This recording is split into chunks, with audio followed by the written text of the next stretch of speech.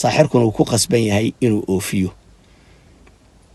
xageebo kharashkan ka imanaya projectigan iyo mashruucan maalgelintiisu xageebo ka imanaya wuxuu ka imanayaa oo lacagta laga qaadayaa qofkii sixirka dalbay.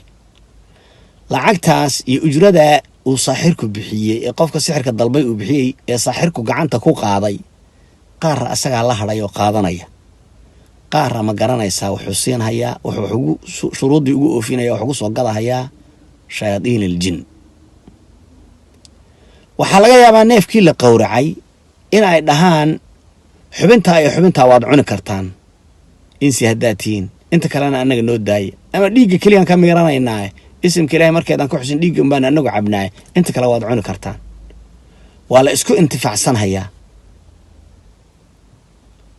insiga jinnigii yaa kala faa'iidaysanaya oo qaab shaydaani oo muxaram ah oo kufri ah oo shirki ah bay u kala faa'iidaysanayaan. markaas intaas la isla garto,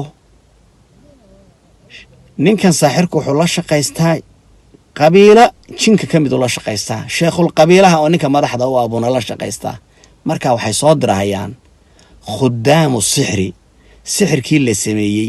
sixirkaasi dhowr nooc buu u kala baxayaa, ama mid la duugu noqonaya, qof sixirkiisa waa la duugaa, qof sixirkiisa waa la gubaa, qof sixirkiisa waa la rusheeyaa, qof sixirkiisa meel baa laga soo lalmiyaa, qof sixirkiisa cadar iyo bukhuur baa lagu shubaa, qof sixirkiisa quburaha lagu duugaa, ku biyaa lagu dhex ridaa, ku baddaa lagu tuuraa, kor buuraha la saaraa, ku berigaa la dhagax la hoosgeliyaa.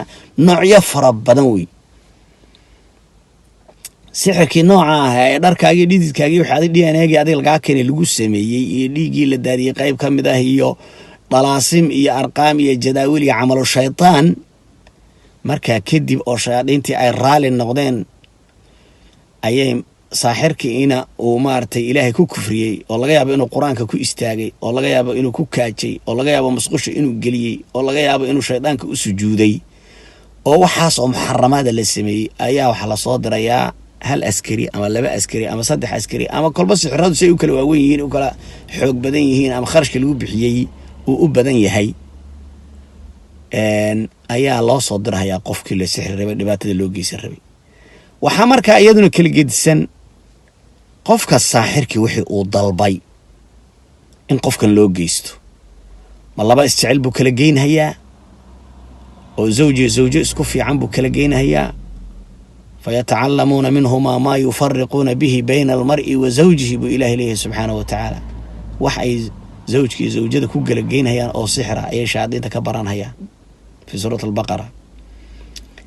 marka sixir tafriiq baa kaala dhahaa, ama sixir tafriiqu zawjo keliya zawjeen ma ahe, waxaa la kala geynayaa tusaale ahaan aabba iyo carruurtiisaa la kala geynayaa, hooyo iyo carruurteedaa la kala geynayaa. odaygu dhowr bahood buu tusaale ahaan qabaa, dhowr xaas buu leeyahay, carruurihii way kaakaceen, waa weynaadeen, xoolihii bay isku qabsadeen, waxay dareemeen tusaale ahaan inay ma garanaysaa wiilasha qaar odaygu ay u dhow yihiin, marka in laga fogeeyaa la rabaa si xoolihii ay xaggan kale ugu soo dhexal wareegaan, ama ayna ta'thiir iyo saamayn iyo influential aynan ugu yeelanin aabbaha decisionska iyo qaraaraadka iyo go'aamada uu gaadhayo. waxaa laga yaabaa 2 shurakaa oo ganacsi dhex maray oo isku fiican in la kala caydhinayo la kala geynayo. waxaa laga yaabaa aqraad iyo waxyaalo fara badan oo kala geysanaya, dana fara badan baa markaa xagga tafriiqa sixru sarfi baa la dhahaa lagu kala geynayaa. sixrul cadfi baa jira isaguna oo dad is nacab ayaa maartay lisu keenayaa. waa madiidada waxa Soomaalida u taqaana madiido, sixru tawlana waa la dhahaa af carabiga. dad wiil baa gabadh doonaya way diidaysa